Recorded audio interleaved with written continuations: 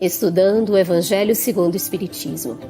Um estudo sequencial da obra O Evangelho segundo o Espiritismo de Allan Kardec.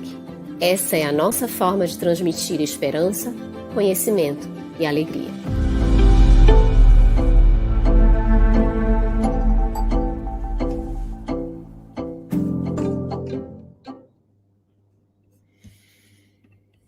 Olá, boas-vindas a todos que estão nos acompanhando nesse Estudando o Evangelho segundo o Espiritismo. Uma satisfação muito grande. Boa noite, Luziane, a nossa companheira aqui na condução desse estudo. Luziane Bahia, evangelizadora, colaboradora da Mansão do Caminho e do Centro Espírita Sem Fronteiras. E nós damos as boas-vindas também às nossas intérpretes para Libras do Grupo de Estudos Surdos Espíritas, o GES, a Eliane Carvalho e a Tainã Tidum, ambas de Minas Gerais, organizadoras do primeiro dicionário espírita em língua brasileira de sinais e colaboradoras em atividades de inclusão e acessibilidade e intérpretes de Libras. Boa noite a todos. Sejam muito bem-vindos ao nosso segundo encontro do Estudando o Evangelho segundo o Espiritismo. Boa noite, Carlos. Aproveito para te apresentar, diretor da Federação Espírita Brasileira e coordenador nacional da área de estudo do Espiritismo. Cumprimentamos as nossas queridas intérpretes de Libras, os nossos convidados, a Elaine e o Calci, e a todos vocês que estão chegando aqui para esse momento muito especial do nosso estudo. E aproveito para apresentar o Calci de Sarroris, coordenador do Estudo Aprofundado da Doutrina Espírita da Federação Espírita do Estado de Goiás. Boa noite, Calci. Uma bela noite, Luciane. Uma bela noite a todos os companheiros que estão sintonizados conosco. Boa noite, Calci, também. E nós temos hoje conosco a nossa querida Elaine Cap, que participa do Centro Espírita Boa Nova de Jaraguá do Sul, Santa Catarina, é vice-presidente e coordenadora da área de União e Unificação da Sexta URI da Federação Espírita Catarinense e coordenadora da Comissão do Evangelho Rede Vivo, também da FEC em Santa Catarina. E é facilitadora do Evangelho Rede Vivo na FEC, na Federação Espírita Catarinense, na FEB e no Centro Espírita Sem Fronteiras. Muito bem-vinda, Elaine. Boa noite, Carlos. Gratidão pela oportunidade de estar aqui com vocês.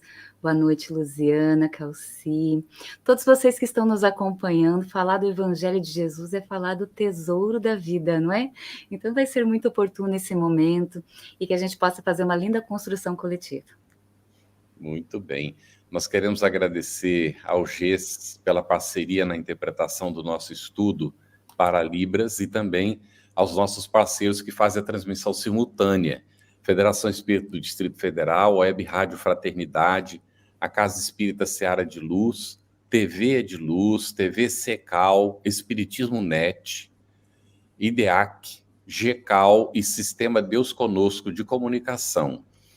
E nós queremos também pedir a você que fique atento, se tiver perguntas relacionadas com o assunto, por favor, coloque aí no chat da rede social que você está acompanhando, porque as perguntas são importantes para que nós saibamos qual é o seu interesse, a sua dúvida, às vezes, inclusive, algum comentário pertinente também, que a gente possa aqui aproveitar. Fique à vontade, por favor, para perguntar. Vamos, então, dar continuidade ao nosso estudo. Nós iniciamos na semana passada, vimos o prefácio, o início da introdução, vimos o primeiro item, que é o objetivo da obra, o Evangelho segundo o Espiritismo, e hoje o segundo item, intitulado Autoridade da Doutrina Espírita, Controle Universal do Ensino dos Espíritos. E gostaríamos de começar com uma pergunta para você, Calci. Em que reside a força do Espiritismo e a causa de sua tão rápida propagação? Minha irmãzinha Luziane, é uma questão bastante interessante e que você sabiamente divide em duas partes, não é? A força do Espiritismo e a causa da sua propagação. Então, eu vou aceitar essa sua colocação dividida aí, achei interessante, porque a força da doutrina espírita está exatamente no fato de não ter nenhuma origem vinculada a nenhuma pessoa, a ninguém. Por mais importante que seja a pessoa, por mais digno, por mais destacado que seja o tempo em que a ideia aparece, o tempo, o local, a pátria, a pessoa, geralmente representam a época. Muito difícil a pessoa não conseguir fugir da sua própria época e do seu próprio meio. Há exceções, como, por exemplo, Jesus, é claro. Mas o homem, o ser humano, ele está adstrito ao tempo, à época, o meio, as condições, as situações. A força da doutrina espírita, a força do espiritismo, está exatamente no fato de não estar vinculado à pessoa. Não tem um fundador. Tem muita gente que estranha. Eu converso muito com dignos companheiros evangélicos, a gente conversa bastante sobre Bíblia, e eles falam assim, mas por que codificador? O que quer dizer isso? Por que não é o fundador do movimento, como, por exemplo, Lutero, como, por exemplo, Calvino, que deram uma interpretação, uma outra interpretação um pouco diferenciada da de Lutero. Então, a gente precisa explicar a esses companheiros que é exatamente por conta disso. A doutrina espírita não está assentada no digno e nobre Hipólito Leão Denis Rivaio. Ele é o codificador, né? Aquele que colocou de maneira sistematizada, organizada, sob um código entendido pela humanidade. Então, a força do espiritismo está exatamente vinculada, está exatamente pelo fato de não estar vinculado a pessoa nenhuma. É obra dos espíritos. E aí está a causa da sua propagação, conforme a sua indagação muito, muito bacana, muito pertinente. Aí está a causa da propagação, a universalidade do ensino dos espíritos. É essa abrangência que os espíritos vêm trazer para todos nós a partir de meados do século XIX, de maneira mais acentuada, né? Trazendo as informações a respeito do destino do homem. O que é que eu estou fazendo aqui? Por que eu existo? Para onde é que eu vou? Qual é o meu destino? Então, vem a universalidade, o conjunto dos espíritos trazerem esta informação excelente para todos nós. E a força está justamente aí, porque pode-se contraditar aquilo que a doutrina espírita diz. Não há problema. Os espíritos continuam afirmando e dizendo e trazendo a informação verdadeira. Então, contra eles, não há meio, não há proibição, não há inquisição, não há nenhum modo de se proibir, de se coibir. Aí está a força e aí está a causa do espiritismo. Excelente, Calci, muito bom. Nós vamos vendo, não é, como que o espiritismo, de fato, vem trazer uma ideia revolucionária, não é? E Elaine, dentro disso que o Calci colocou para a gente, como distinguir? Porque tem sido sempre um grande problema essa questão da opinião pessoal, não é? interferindo no entendimento da lei divina. Então, como distinguir o que é opinião pessoal de tal ou qual espírito, dos verdadeiros ensinamentos, daquelas verdades que podem ser consideradas absolutas? Que bom. Eu estava ouvindo o Calci falar, né, amigos, e a gente quer continuar ouvindo, não é? Porque ele está trazendo justamente o que nós encontramos nesse livro tão precioso, né, que é o Evangelho segundo o Espiritismo, e que está na introdução. E veja só, muitos de nós acabamos pulando a introdução e deixamos de receber toda essa base que nos dá a segurança para percorrê-lo, né, para entender a gravidade, a responsabilidade daqueles que nos entregaram essas obras, essas palavras, que são roteiro para a nossa vida. Quando fui convidada, eu já pensei assim, na primeira vez que eu peguei esse livro na minha mão, sabe, Carlos? E aí eu pergunto para vocês, como é que foi a experiência de vocês? Calci falou agora dessas questões fundamentais que nós trazemos, essas perguntas, né? O que acontece comigo quando eu deixo esse corpo físico, na morte do corpo físico? Por que alguns têm certas habilidades que outros não têm? Todos nós já paramos em algum momento para refletir nisso. Isso demonstra que nós temos sede de verdade, sede de compreensão, não é? E essa verdade que nós queremos alcançar é a verdade absoluta. Nós queremos aquilo que nos traga entendimento da vida, que tenha segurança, não é? Essa é a verdade absoluta. Então, quando a gente lê lá em João, né, 8:32, não é? Vai dizer assim, conhecereis a verdade, e a verdade vos libertará. Vai libertar do quê? Vai libertar dessa dúvida, vai libertar da ilusão, vai proporcionar o crescimento espiritual, maturidade espiritual. É a conquista do amor, esse progresso para o qual nós estamos aí, todos nós trilhando, né? Mas até alcançar esse entendimento, nós vamos criando, construindo ideias, opiniões acerca daquele assunto, de como vivemos as experiências, dentro da relatividade de compreensão que nós temos daquilo que nós buscamos. Então, essas verdades pessoais, essas opiniões pessoais, elas precisam, na verdade, ser por nós compreendidas, desconstruídas muitas vezes, para que nós consigamos atingir a verdade absoluta.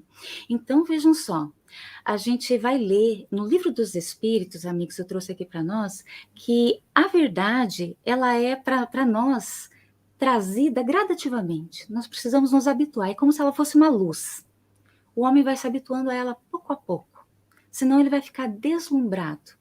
Então, ela é nos oferecida gradativamente. Mas mesmo essas verdades já recebidas e comprovadas, mesmo para essas, ainda a nossa compreensão vai ser relativa. Está em dependência das nossas possibilidades. Assim também para os espíritos. Os espíritos também têm capacidades limitadas. E o Calci bem colocou para nós que é uma doutrina que veio dos espíritos, né? Nós a recebemos.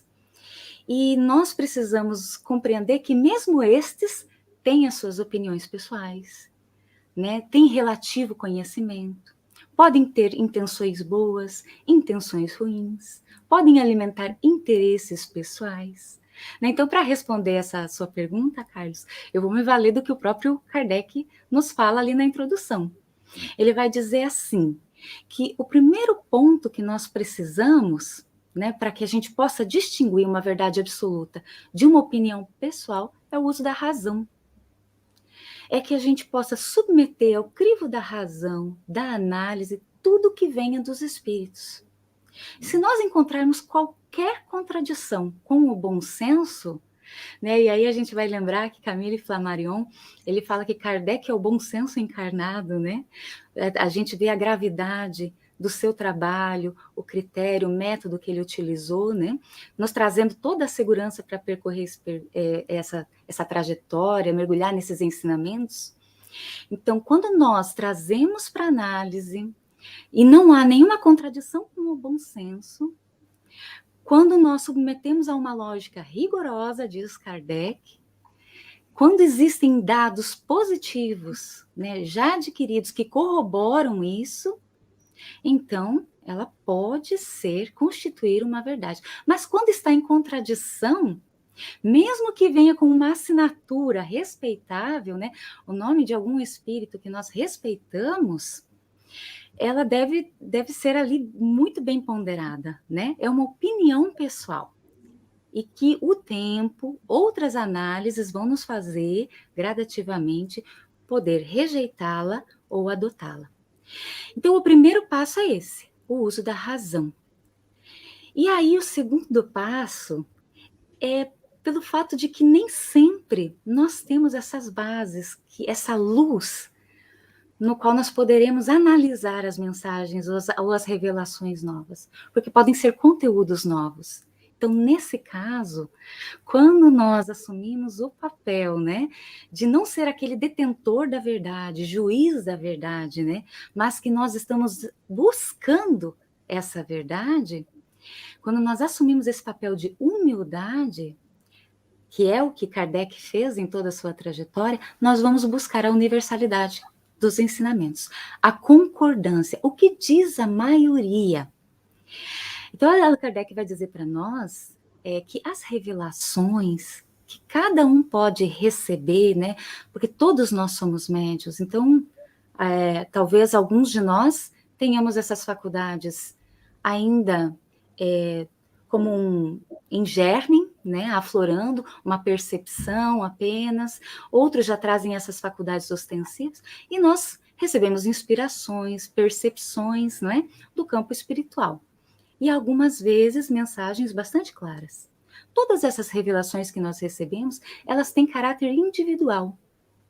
Elas devem ser tomadas por opiniões pessoais e evitar a propagação da mesma como verdade absoluta. Essa é a ressalva que ele nos faz ali na introdução do Evangelho segundo o Espiritismo. A gente vai lembrar que em 1864, lá na Revista Espírita, Allan Kardec ele vai contar como que ele percorreu essa trajetória, né? Fundamentando essa busca, essa codificação em dados positivos. Por isso que é uma ciência, não é? Então, veja, mesmo quando ele obtinha informações que fossem diferentes das suas opiniões, ele analisava. Porque ele não queria que prevalecesse a opinião dele, a opinião pessoal dele, mas ele queria encontrar a verdade, a opinião universal. E é por isso que nós vamos encontrar lá no próprio Evangelho, ali na folha de rosto, né? Não há fé inabalável senão aquela que pode encarar a razão face a face, em todas as épocas da humanidade. Nada pode atingir essas ideias universais que vêm dos espíritos. Então, ali está a universalidade dos ensinos e a análise fundamentada no critério da razão. Aí sim, nós vamos obter essas máximas morais que estão ali nos ensinamentos do Evangelho, o entendimento da vida, da imortalidade da alma, desses princípios fundamentais que tanto nos consolam, né, que tanto nos elucidam, que tanto nos confortam o nosso coração, e que permanecerão, porque tem caráter atemporal.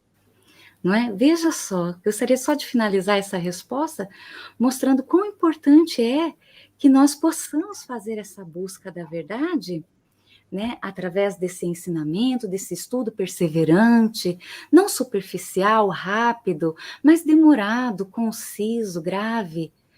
Nós compreenderemos mais da vida e certamente a nossa trajetória adquirirá maior leveza. Porque então nós observaremos as provas, as circunstâncias vividas com um olhar que transcende a matéria.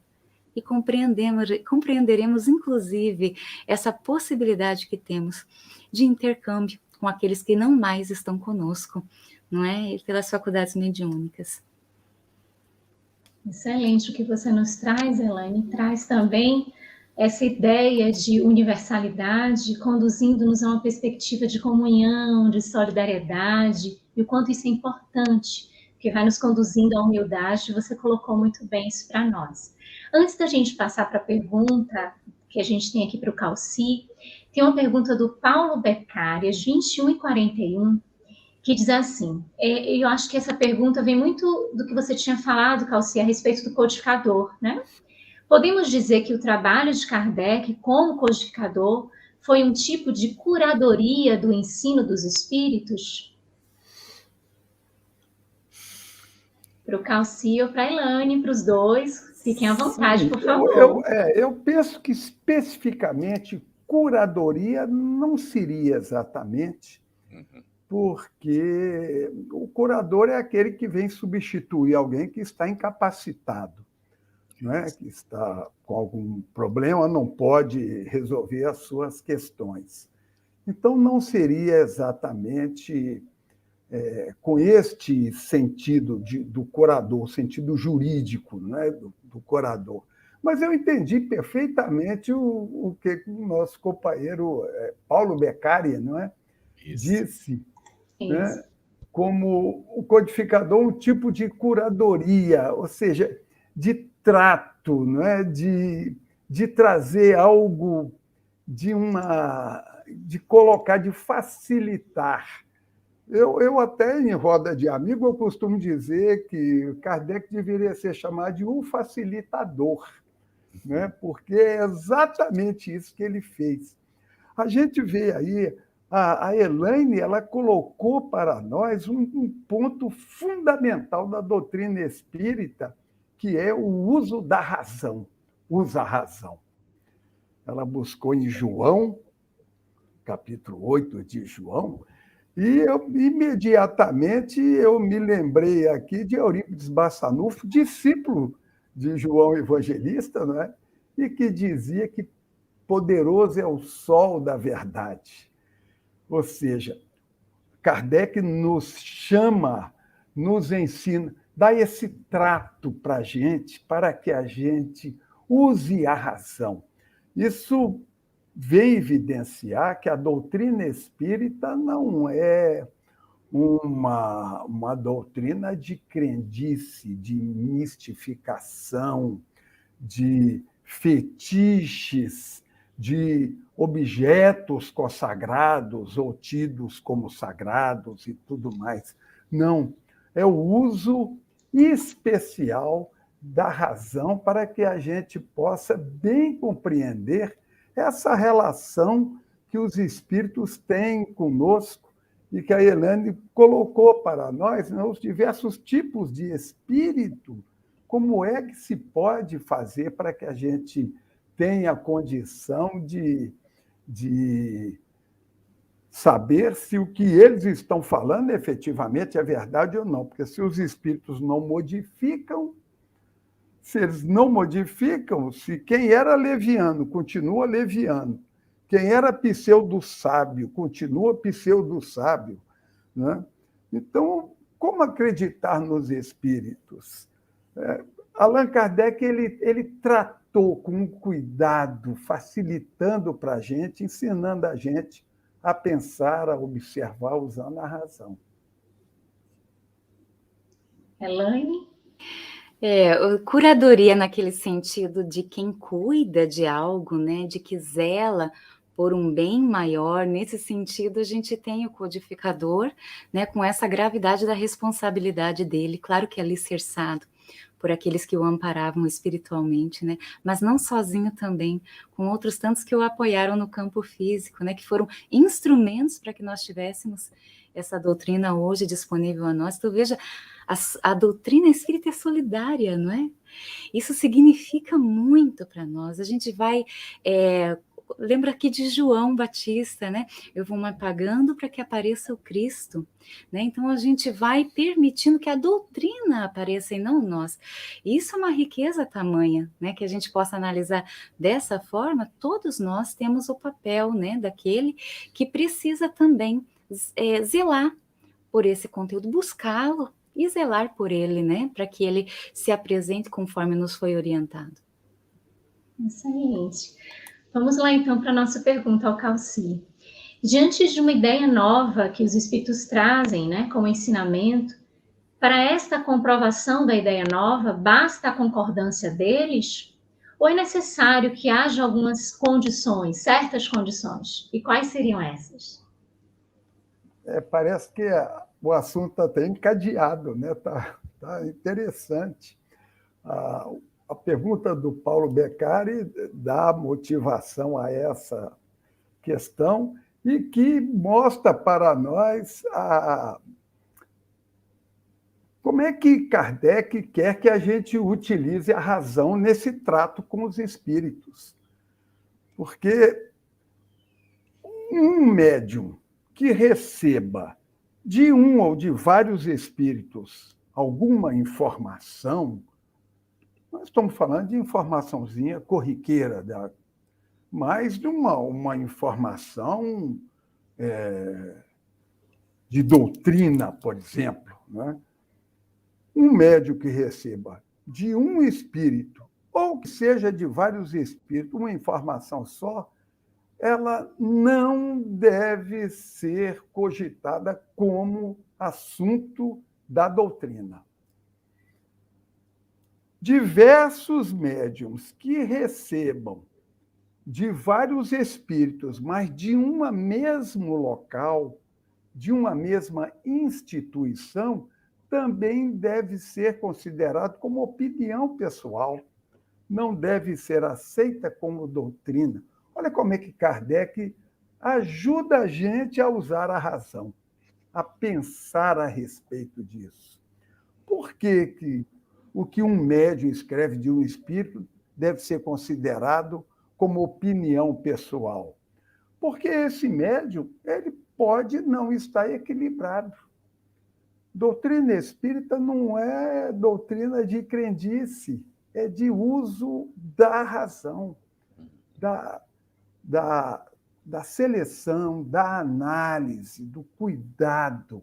Esse cuidado que Kardec teve e que a gente é quase que obrigado, por tanto trabalho que ele teve, a gente é obrigado também, a gente deve se obrigar a também seguir do mesmo jeito. Então, não é se empolgar com uma informação qualquer. O espírito tal, o médium recebeu de um espírito essa informação. Bota de lado, analisa, cuidado, vai analisando, porque o médium pode estar, eventualmente, perturbado. Um médium que receba de vários espíritos, ou diversos médiums que receba de vários espíritos de uma mesma instituição, pode ser que seja o mesmo espírito adotando diversos nomes. Lá no Livro dos Médiuns, no capítulo 31, a gente vê lá mensagens apócrifas, mensagens mentirosas. Lá tem um punhado de gente, tem até Jesus Cristo, tem Napoleão Bonaparte, tem um punhado de gente. E que Kardec falou, olha, não bate com o ensinamento, não é próprio do espírito. Então, Kardec diz que não basta apenas a concordância dos espíritos. A única garantia, diz Kardec, é diversos médiuns em diversos lugares. Aí não tem jeito. Aí não tem jeito.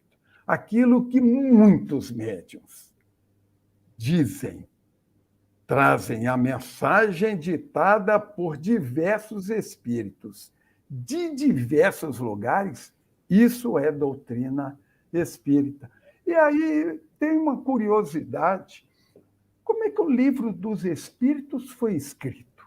Allan Kardec começou em 1854. Em 1857, ele lançou a primeira edição do Livro dos Espíritos. Como foi que ele... Hoje em dia não dá para a gente fazer isso. Em 3 anos, você adentrar um assunto com aquela profundidade, não dá. Kardec recebeu uma quantidade enorme de perguntas, 50 cadernos. E é por isso que ele é o codificador, porque ele botou aquilo na ordem. Ele arrumou aquilo. Ele botou na ordem, na sequência. Começou com Deus, que é o início de tudo, criador de tudo. Começou com Deus. E seguiu até a questão 1019, tratando do destino do homem. Olha, Kardec pegou esses cadernos, organizou, lançou a primeira edição do Livro dos Espíritos em 18 de abril de 1857. 1000 unidades. Pegou esses livros e encaminhou para todos os grupos mediúnicos ou de mesas falantes, conforme o pessoal dizia na época, que ele conhecia. Encaminhou para todo mundo com uma cartinha. Olha, eu estou organizando. O que vocês tiverem de material, mandem para mim. Ele recebeu 1 tonelada de material, que deu para ele fazer várias outras obras do Pentateuco baseado nisso. A primeira edição do Livro dos Espíritos foi confirmada por esse volume enorme de informação que ele recebeu, provindo de grupos mediúnicos, ou seja, de espíritos de diversos lugares do mundo. Essa é a melhor forma de você ter a certeza absoluta de que os espíritos estão dizendo a verdade, é quando muitos dizem através de muitos médios. Um espírito por um médio é opinião pessoal respeitável, mas é opinião pessoal. Ah, se todos nós agíssemos assim, seria uma maravilha. Muito interessante, Calci. No comentário anterior da Elaine, às 21h55, Paulo Beccari colocou que interessante, não conhecia essa definição de curadoria. Que bênção aprender com todos vocês. Gratidão pela partilha de tantos conhecimentos. E nós temos, às 21h58, Elaine, uma pergunta feita pela Elaine, sua xará.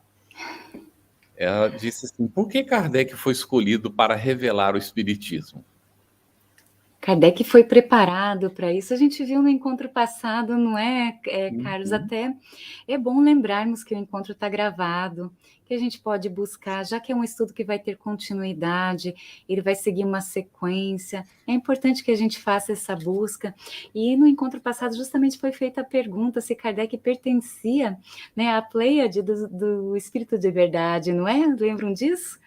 E a resposta é que sim, né? Nós não devemos ter dúvida disso. Ele foi preparado, assim como outros também foram, não é? Mas ele assumiu esse compromisso. Podia não ter assumido, mas assumiu esse compromisso. Então, nós somos eternamente gratos mesmo a Kardec, porque quando a gente analisa os recursos que haviam naquela época e os que nós temos hoje, não é? Para todo esse trabalho que ele fez e que, na verdade, tem até, assim, um lado positivo de tudo isso. Vejam só, naquilo que o Calci estava colocando agora para nós, naquela época não tinha WhatsApp, a gente não se comunicava tão facilmente assim. Hoje, se um grupo espírita recebe uma revelação, pode rapidamente comunicar isso a outro grupo espírita e induzir até mesmo a respostas semelhantes, o que na época não acontecia. Essas mensagens que vinham de vários médiuns que não se conheciam, não é? Então, veja só a gravidade da análise. E vai entrar já na minha contribuição posterior. Vou esperar a pergunta para que eu possa contribuir, que vou fazer um link com essa pergunta aqui também. Mas não sei se o Calci quer complementar essa resposta. Não, achei excelente. Ok. Então, Elaine, vamos para a pergunta, não é? Uhum. E ocorre quando um princípio novo da doutrina deve ser enunciado? Está bem realmente na sequência, né? Bem na sequência, né? Tem total relação com o que a gente vinha falando. Eu vou buscar exatamente o que vocês encontram ali na introdução, tá, amigos? Então, o que a gente está falando aqui, na verdade, precisa de um aprofundamento nosso, numa leitura mais concisa, em casa, num mergulho maior, não é? Veja, lá a gente vai ler que prova a existência, diz Kardec para nós, que quando um princípio novo é enunciado, olha só as características dele, geralmente, ele se dá espontaneamente, em diversos pontos, ao mesmo tempo, e de modo idêntico, não quanto à forma, mas quanto ao fundo. Essa ressalva ele nos faz. Então, de forma espontânea, né? Não foi algo que foi induzido, né, mas que nós fomos recebendo, né, de vários pontos do globo e que foram chegando, no caso ali, Allan Kardec, né, chegando para que ele pudesse codificar todas essas respostas que nós temos ali na obra basilar, o Livro dos Espíritos, e no desdobramento das mesmas em toda a codificação. Não é? Então, é importante que a gente reflita nestas condições. Veja só, quando a gente recebe uma orientação, que seria assim, uma revelação, algo grande, né? Como o próprio Calci ali colocou, esse algo novo, a gente já viu nas respostas anteriores que primeiro ele é uma opinião pessoal, que precisa obedecer o critério da razão e o critério da universalidade dos ensinamentos, não é? Agora eu vou lembrar vocês que esse critério da universalidade que a gente tem aqui, que derivou em O Evangelho segundo o Espiritismo, que nós vamos estudar semanalmente, todo ele trouxe para nós um passo a passo, uma forma didática de nós aprendermos. Então, não só Allan Kardec confrontou ou raciocinou em torno, analisou essas respostas, mas ele organizou essas respostas para que nós pudéssemos compreender em cada capítulo, formar bases para próximos capítulos também. Então, quando algum espírito nos traz alguma mensagem, ou naquele tempo chegava alguma mensagem, ela era tida como algo circunscrito, não é? E aí, quando isso se tornava, né, conhecido, começavam a se estabelecer, se criar sistemas.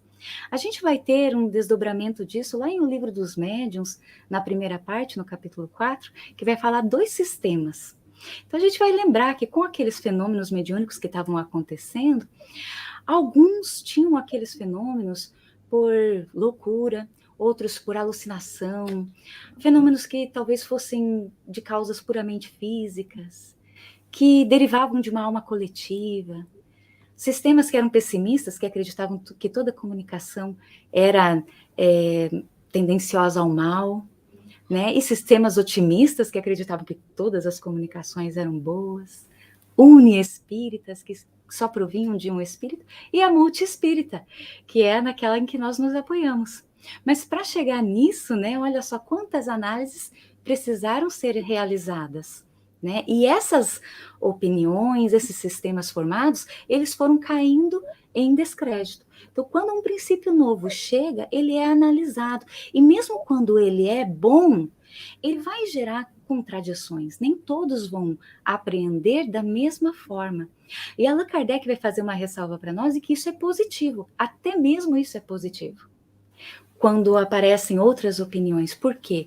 Porque prontamente elas acabam sendo derrubadas quando não estão alicerçadas naqueles critérios anteriores, né? E aí a gente não perde muito tempo nisso. Então, ali mesmo, né, no livro dos médiuns, quando a gente fez essas varreduras ali pelos sistemas, a gente vai ter uma orientação de Kardec para a necessidade, quando se obtém quando se busca um ensinamento, quando se lê uma obra e ela traz algo ali novo, né? Porque não é só o que a gente recebe espiritualmente, mas é o que a gente lê em livros, porque livros têm de diversos teores, aqueles com gravidade, responsabilidade, como também publicações que não são as mais adequadas, né? Então, veja só, nessa condição, nós que estamos lendo ou que estamos tendo acesso a essa orientação, nós precisamos percorrer isso que foi dito agora, né? Analisar com bom senso, ponderar com base naquilo que já foi alicerçado como verdade, e nós os temos na doutrina espírita, os princípios fundamentais, não é? Nós precisamos ver a universalidade disso, e também ele faz uma ressalva aqui para nós de não devemos generalizar. Para que a gente possa chegar a uma verdade, que foi o processo que ele percorreu ali, ele não generalizou, ele analisou tudo, ele não tomou a exceção como regra. É então que ele pôde chegar ali ao sistema poliespírita, ou seja, que nós recebemos mensagens de diversas condições né, de diversos espíritos em diversas condições, em diversos níveis evolutivos, né? Isso nos cabe maior responsabilidade ainda com relação ao que recebemos. Por isso ele diz, é necessário que se estude muito essa ciência, que ela chegou para nós depois de vasta observação, vasta análise, não foi algo que chegou assim sem critério, e por isso mesmo nós precisamos mergulhar nesse conteúdo, e por isso mesmo nós convidamos que leiamos também a obra, né, na íntegra, né? Então, aí eu gostaria de terminar essa fala dizendo que não é porque um princípio nos foi ensinado, diz Kardec, né, nos foi transmitido, que para nós ele exprime a verdade, mas porque ele recebeu a sanção da concordância. E isso é bem importante. A nossa opinião não passa aos nossos próprios olhos de opinião pessoal, que pode ser verdadeira ou falsa. Mas para aí a gente precisa obedecer a todos esses critérios. E vem sempre a sinalização do codificador e dessa análise, né, do controle universal, da revelação, desses ensinamentos, sempre esse cuidado para com a verdade, com o que se apreende, e isso é muito atual para os dias de hoje, para que a gente também observe as mensagens que a gente recebe, para que a gente não multiplique sem ter uma averiguação dessas mensagens, né? Quanto tudo isso é muito atual. Tem um comentário aqui da Divas 22:5, dizendo quanto trabalho Kardec teve. Sou eternamente grata a ele, né? E todos nós eternamente gratos a todo esse trabalho árduo, dedicado de Kardec, e um trabalho em conjunto. Kardec, os bons espíritos, a pleiade do Espírito da Verdade. E tem um comentário também da Laininha, aqui às 22:11, falando da sua atuação, Elaine. Adorável palestrante Elaine, até a voz dela vai diretamente de encontro à paz de coração. Adorei a maneira de expor o assunto tão sério, fundamental e teórico, com tanta lucidez, comentando com calma, positividade e leveza. Muito grata por esses minutos de luz. Todos nós somos muito gratos pela presença de vocês e vão fazendo suas perguntas. E a gente tem mais uma pergunta aqui para o Calci. Diante dos espíritos superiores e as suas revelações, como é que eles procedem? É uma questão interessante esta, porque espírito superior jamais nos agridem. Profundo respeito pela nossa condição evolutiva. Então, em razão disso, quando apresentam uma ideia, porque há um planejamento espiritual com vistas ao progresso do planeta Terra. Nós não estamos soltos, há um planejamento. E quando é chegado o momento de algo ser trazido à Terra, os espíritos o fazem de maneira paulatina, pouco a pouco, devagar, respeitando as condições, respeitando os meios. E é por isso que Allan Kardec coloca aí na introdução, no segundo item, não é, da introdução, que os espíritos respeitam e seguem 2 fatores para implantar uma nova ideia, um ensino diferente. Em primeiro lugar, observa se a humanidade está apta para receber aquele ensinamento. Isso. É preciso que... Isso além de respeito, é sinal de inteligência, porque não dá para você implantar uma ideia num meio que você verifica que é completamente oposto a essa ideia.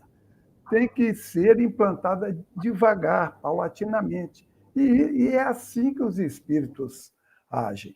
Então, eles primeiro verificam se a humanidade já está apta a receber aquele ensinamento e se as condições são necessárias, são favoráveis. Então, não basta a humanidade estar preparada, tem que verificar se as condições são favoráveis. Muitas das vezes a humanidade já está pronta para receber, mas está em guerra, está em conflito, tal. Um momento perturbado e perturbador, não há condição de chegar a um ensinamento. Então, esses dois fatores mostram para a gente o imenso respeito que a espiritualidade superior tem para com a humanidade, para com cada um de nós, e o modo inteligente como eles agem para trazer uma boa ideia, um ensinamento novo, algo que a humanidade, um patamar que a humanidade precisa subir para dar continuidade ao processo evolutivo. A gente, quando fala isso, algumas pessoas podem indagar assim, mas se fosse assim, Paulo de Tarso que veio trazer o cristianismo para o mundo mediterrâneo, ele fez essa transladação do cristianismo da Palestina para o mundo mediterrâneo, Paulo não teria sido morto.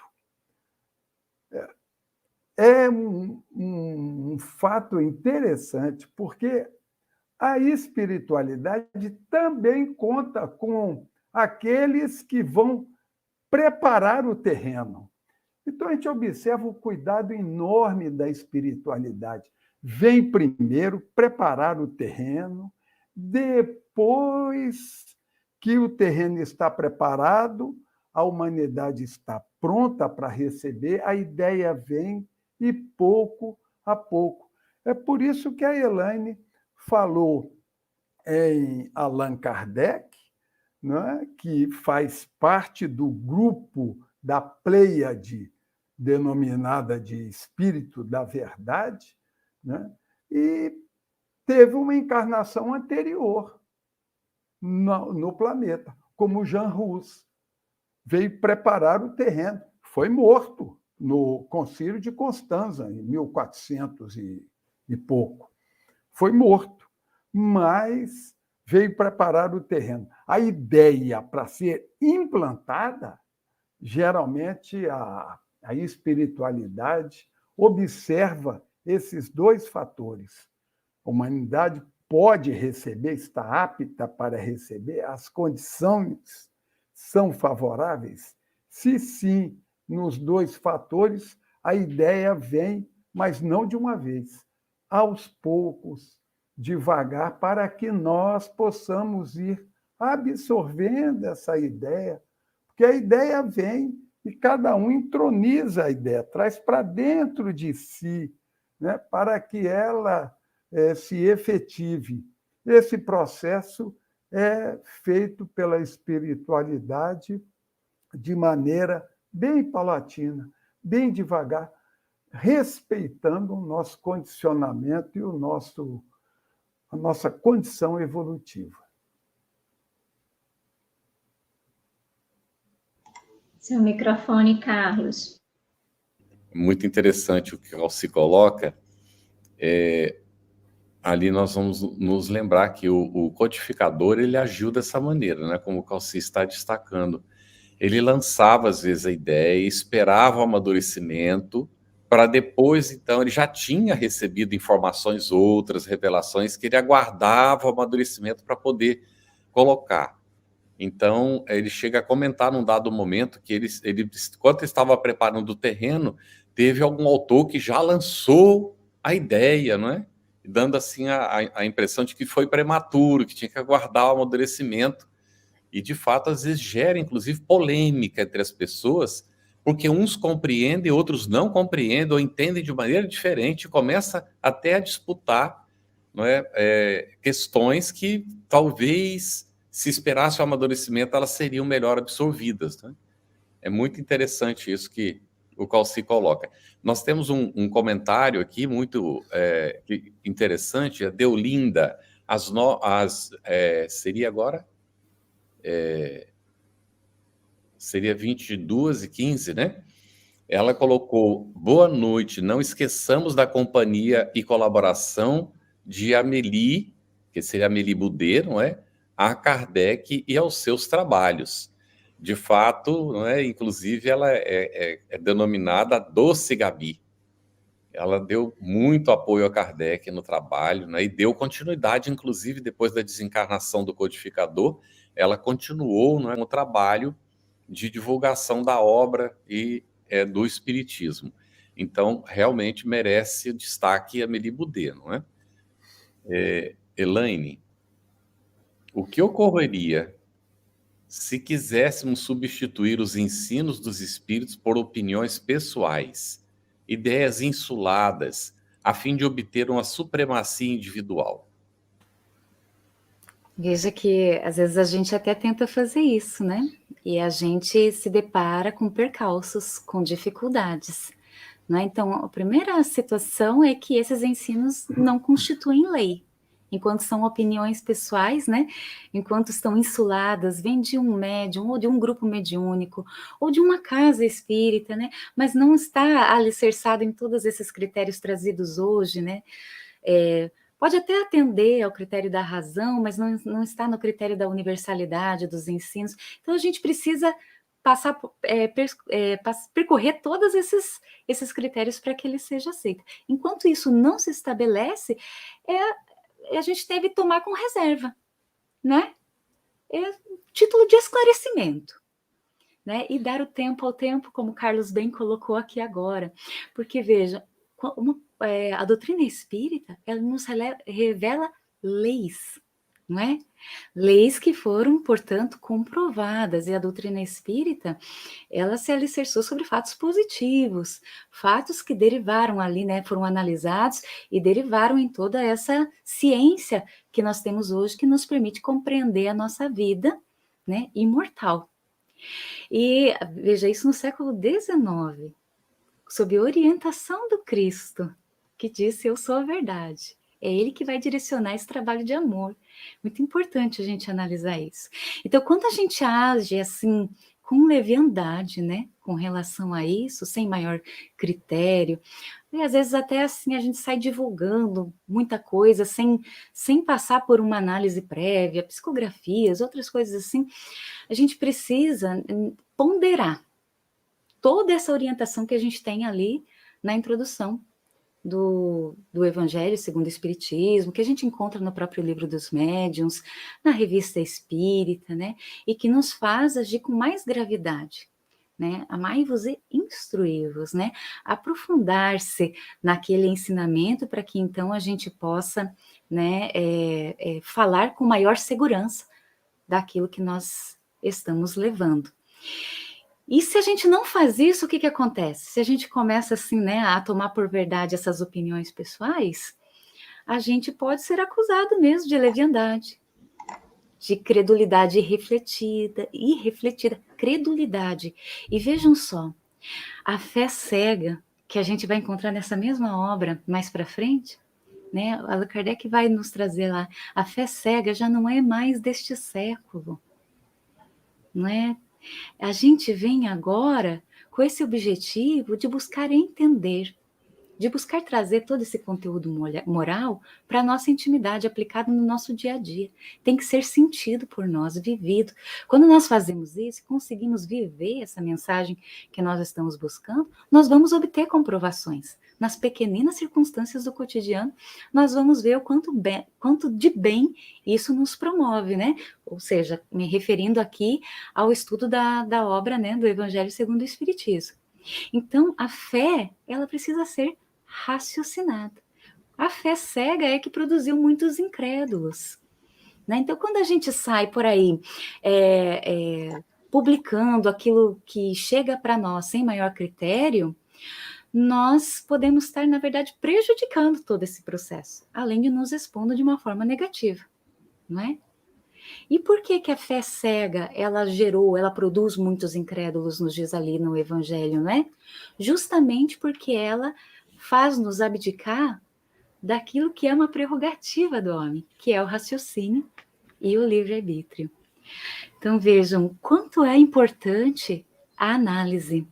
A análise daquilo que nós estamos ouvindo, a análise daquilo que estamos lendo, a análise do que nós recebemos. E por isso é tão importante esse aspecto da solidariedade que nós falávamos no início, que nós estejamos juntos. Né? É bom ser autodidata, né? É bom estudar sozinho, não é? Mas é muito melhor e mais seguro juntos. Por isso dos centros espíritas, essas famílias espirituais que se unem para se auxiliarem nesse processo, né? De justamente não tomar por verdade opiniões pessoais, por não se deixar escorregar pelos caminhos da fascinação, da mistificação, que são tão danosos, né? Tão prejudiciais. Por isso, nós não devemos temer a análise, seja o médium, seja nós mesmos quando fazemos um estudo e nós temos ali uma avaliação desse estudo, não devemos temer a análise, nós devemos temer a ilusão. É isso que nós devemos temer. E todo esse exemplo que Allan Kardec está nos trazendo é um exemplo de profunda humildade, responsabilidade e daquele que quer ser aprendiz do amor, daquele que quer valorizar os seus dias aqui. E que a gente possa trazer isso para a gente, né? Eu gostaria até de fazer um convite a vocês, né? Ouvindo tudo isso que a gente externou até agora, se você pudesse traduzir isso em palavras, esse trabalho de Allan Kardec, esses critérios para que nós não tomemos por as opiniões pessoais por verdades, mas que busquemos constantemente, né, trabalhar o nosso ser para que cada vez mais tenhamos possibilidade, por nossas conquistas, por nossa condição de espírito, de compreendê-la. A minha pergunta é, que palavras você traduziria isso, né?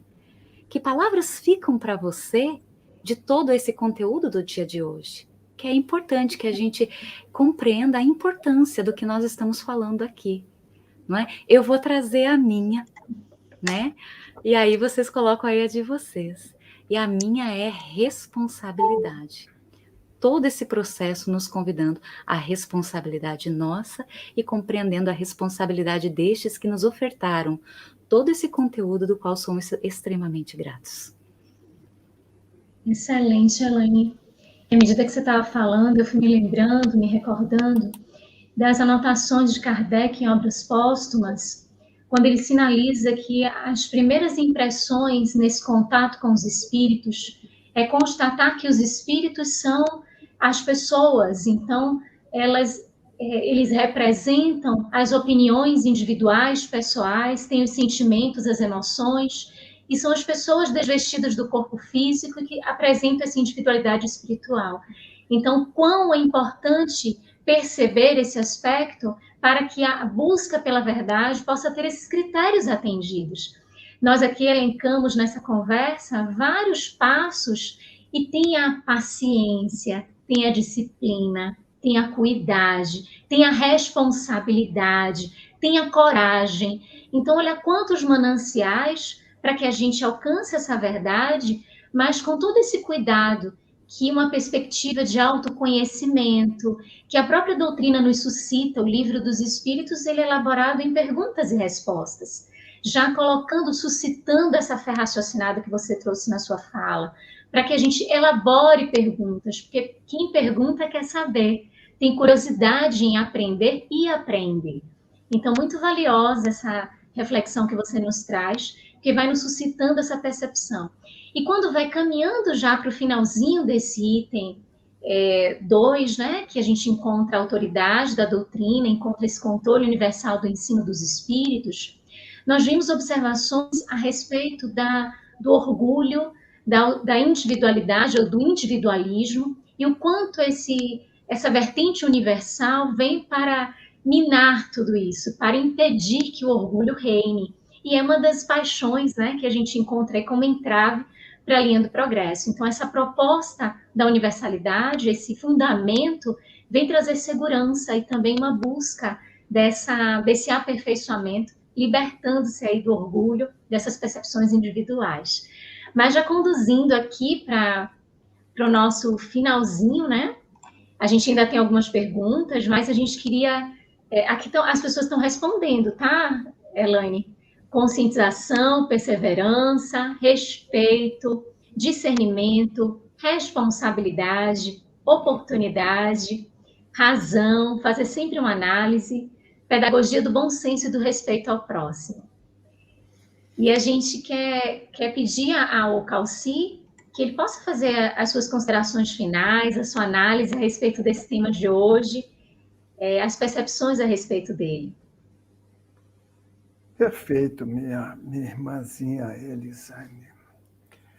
A Kardec, ao utilizar não o seu verdadeiro nome, mas o nome que ele teve numa encarnação anterior, dá prova para todos nós de que o que deve aparecer é a obra, e não o autor.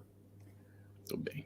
O interessante é que, certa feita, alguém apresentou em termos, sendo uma conversa muito gentil, tal, mas a pessoa colocou assim, olha, mas o próprio Kardec utilizou um pseudônimo, ele mesmo não acreditava na obra dele, tanto é que ele utilizou um pseudônimo, não, é justamente o contrário, porque ele já era um nome consagrado, Hipólito Leão Denis Arrivaio já era um homem considerado no centro cultural do mundo na época, que era a cidade de Paris. E por que ele adota Allan Kardec? Por que não botou Hipólito Leão, um nome bem dourado, bem grande, bem alto, em alto relevo? Aí o livro venderia, que seria uma beleza. É porque ele quis mostrar para a gente que a obra não é dele. A obra é dos espíritos. Ele mesmo dá para nós o exemplo de como agir e nos traz essa obra extraordinária, segundo a Obras Póstumas, orientado pelo próprio Cristo, que vinha e dava orientação a ele. Evidentemente, não ficava o tempo inteiro com ele, mas em cada mês, por 15 minutos, verificando, corrigindo, anotando, para que a obra saísse. Isso ele não revela no Evangelho segundo o Espiritismo. Isso está revelado lá em Obras Póstumas, que não é uma obra publicada por ele. Os amigos pegaram as anotações dele e publicaram. E aí nós ficamos sabendo quem é que orientou Allan Kardec na elaboração desta obra fabulosa que é o Evangelho segundo o Espiritismo, que não briga com religião nenhuma. Nós somos todos seguidores de Jesus. Cada um tem o seu modo de entender, a sua interpretação, o seu jeito de entender a coisa. Se você entende que é a ressurreição do corpo, ok, meu amigo, não tem problema. Se isso te faz bem, te faz um homem melhor, siga isso e continue sendo católico, evangélico, seguindo essa orientação. Aquele que já verificou ou não consegue ter paz com esse pensamento de um céu fixo, de um céu ou de um inferno eterno, de sofrimentos eternos e tal, adota aquilo que o Evangelho está escrito sem problema nenhum. Somos todos seguidores do Cristo, estamos todos trabalhando, não os outros, mas a nós mesmos. O Evangelho é o resumo das 3 pessoas. Você não encontra outra pessoa no Evangelho. É Deus, o próximo e eu. Mostrando aí aquela síntese que Jesus maravilhosamente faz, registrada lá no Evangelho de Mateus, no capítulo 22. Amar a Deus sobre todas as coisas e ao próximo como a ti mesmo. Esse é o Evangelho segundo o Espiritismo, que a misericórdia de Jesus oferece para todos nós e que Allan Kardec teve a honra, a alegria de trazer este manual para todos nós, para que nós possamos melhor compreender aquilo que está no Novo Testamento. Muito bem. Excelente, Calci. Eu caí várias vezes, então o chat zera quando a gente cai. Eu não posso aproveitar, tinha uns comentários que eu queria, né, colocar. E então, agradecer muito aí os comentários de vocês e dizer que a questão das confirmações, elas não se deram somente na época de Kardec. Então, a obra de Chico vai confirmar várias teorias colocadas naquele período. E não podemos esquecer que Kardec teve 4 colaboradores, conforme está no livro Brasil, Coração no Mundo, Pátria do Evangelho. E que eles não eram contraditores uns dos outros, senão complementavam o trabalho uns dos outros, conforme a programação espiritual. Então, eu queria pedir a Elaine também, se ela tem umas breves palavras finais, por gentileza. Fique à vontade, Elaine. Tenho sim, gratidão por isso também. Olha, amigos, a gente vendo assim a autoridade da doutrina espírita, né, em toda a fala de hoje aqui, nesse sentido, do objetivo da mesma, de como ela se fortalece pela sua fonte inesgotável, né? A gente vai lembrar de que pode-se fazer desaparecer um homem, mas não as massas. Podem-se queimar os livros, mas não os espíritos. A fonte não está na terra. Não é? E essa fonte que não está na terra, que nos trouxe toda essa chave de compreensão. Porque quando eu fui convidada, eu já lembrei, né, de Gesiel, quando pegou os pergaminhos de Levi, ele disse: encontrei o tesouro da minha vida. Preciso saturar-me da sua luz. Vou examinar com mais vagar. Tem toda a relação com o que a gente disse aqui hoje. O tesouro da vida é essa mensagem do Cristo. E a doutrina espírita nos dá essa chave de compreensão desse ensinamento. Todo esse critério, né, de Kardec foi fundamental para que nós, cada um de nós, recebêssemos hoje essa doutrina, né? Veio no século XIX e nós a recebemos hoje também.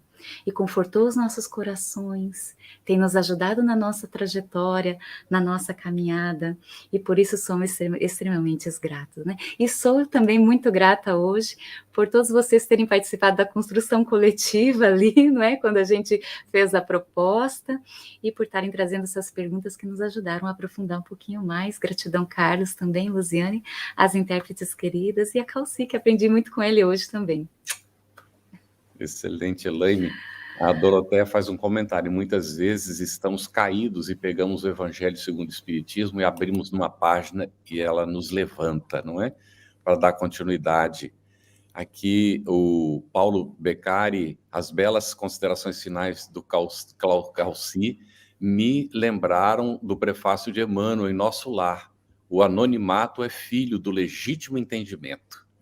Coisa maravilhosa. Vamos nos lembrando, nós estamos chegando aqui no final. O estudo está disponível também em podcast, no canal FEB Podcast, no Spotify e nas demais plataformas de áudio streaming. Os nossos encontros semanais ficarão gravados e disponíveis gratuitamente. Divulgue e compartilhe para aqueles que não puderam assistir ao vivo. Se você tem dúvidas acerca do Espiritismo ou gostaria de ficar atento à programação do nosso estudo, acesse o nosso Telegram, @estudo_ESE_FebTV. E mais, se você deseja encontrar todo o conteúdo do Estudando o Livro dos Espíritos em um só lugar, acesse o site www.febtv.com.br/estudo_ESE. Aqui nesse caso é do Evangelho segundo o Espiritismo. Mas se você troca por LE, você tem o do Livro dos Espíritos. Lá você encontrará as perguntas e as respostas que foram colocadas no Telegram e aquelas que não puderam ser respondidas aqui. E aí o nosso convite. A Padrinha FEB TV ajude a manter este e outros estudos, sempre no ar, não é? e acessando também o nosso febtv.com.br. Bem, aqui tem um agradecimento, né, feito aqui por Diva, e nós queríamos convidá-los a examinarem, lerem o item 3 da introdução de O Evangelho segundo o Espiritismo, notícias históricas para a semana que vem. Fica aqui o nosso agradecimento às nossas intérpretes para a Libra, ao nosso querido Calci, amigo de muitos anos de trabalho, que a gente tem muita satisfação de estar junto. Elaine, querida, que nos conhecemos mais recentemente, mas que nos sentimos uma satisfação imensa em trabalhar juntos, né, nas várias oportunidades que nós temos. E Lu também, querida, não é, que chegou ao nosso coração e que estamos aí realizando esses vários projetos juntos, é uma satisfação imensa. E a você que acompanha aí de casa, a nossa vibração de carinho, de muita paz. Estamos estudando o Evangelho segundo o Espiritismo. É um roteiro de luz para a nossa evolução espiritual. Fique conosco, esteja conosco e até a semana que vem. Estudando o Evangelho segundo o Espiritismo. Um estudo sequencial da obra O Evangelho segundo o Espiritismo de Allan Kardec. Essa é a nossa forma de transmitir esperança, conhecimento e alegria.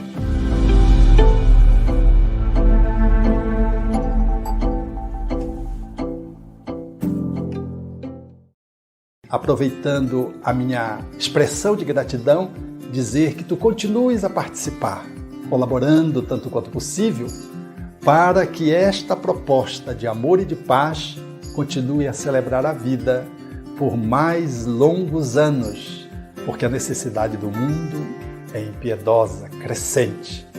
E nós não podemos, que vivemos o bem, ficarmos ociosos, parados e contemplando, achando que Deus vem fazer aquilo que nós precisamos fazer. Minha gratidão, o meu abraço e o meu terno convite para que continuemos juntos com a FebTV no ar, brilhando luz.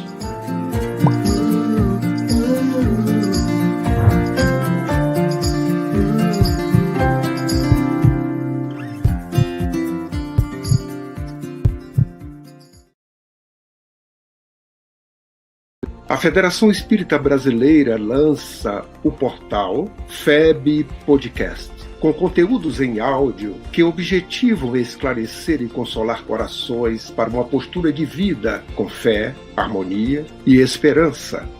Diretamente dos estúdios da Federação Espírita Brasileira, está começando o podcast Espiritismo em Pauta. Você está ouvindo o podcast Estudando o Livro dos Espíritos. Olá, eu sou o Thiago Toledo e você está ouvindo o podcast do Cidadão do Universo. Você está ouvindo o podcast do Entre Dois Mundos. Você está ouvindo o podcast do Gostinho de Leitura. Estudando o Livro dos Médiuns. Olá, eu sou a Marina Miranda e você está ouvindo o podcast Minha Nada Mole Encarnação. Essa é a nossa forma de transmitir esperança, conhecimento e alegria. Conheça a Federação Espírita Brasileira, que busca mostrar quem ela é. O trabalho realizado por meio desta instituição centenária, trazendo você para dentro da nossa casa. Como surgiu a Federação Espírita Brasileira? De Augusto Elias, o seu fundador, aos dias de hoje, o que ocorreu? Quem foram e quem são os vultos que fizeram e fazem parte desta história? Qual a relação de nomes como Chico Xavier, Bezerra de Menezes, Ivone Pereira com esta instituição? Qual a sua missão? Como ela atua na formação do homem de bem? Apresentaremos a Federação Espírita Brasileira em formato dinâmico com vídeos, depoimentos, postagens históricas, áudios. Conheça e faça parte desta família.